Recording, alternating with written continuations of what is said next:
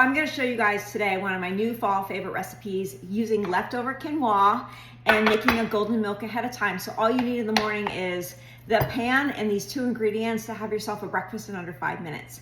Let's go. So first off, I'm going to do 1/3 cup of coconut milk. Coconut milk, I love this one by Native Forest, really brings out the flavor of these spices. So you do want to have the coconut milk, it's kind of key.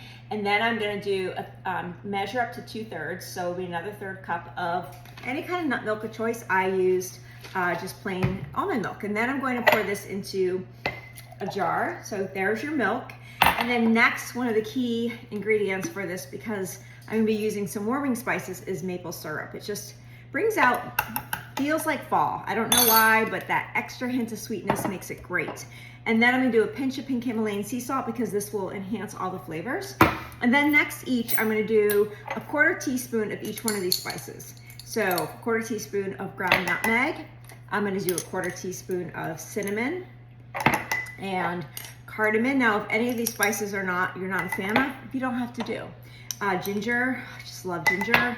And then to make this golden milk is 1/4 teaspoon of turmeric. Now, what I found that I love adding is a little bit of ground cloves. Ground cloves are such a great antioxidant, and they just, I don't know, make this so much better. So if you don't like cloves, it's okay because it's very strong. So I do 1/8 teaspoon of ground cloves. So that's the newest thing I've been adding, and that's it. So all I'm gonna do right now is I'm gonna put a cap on this, and I'm just gonna give this a great shake.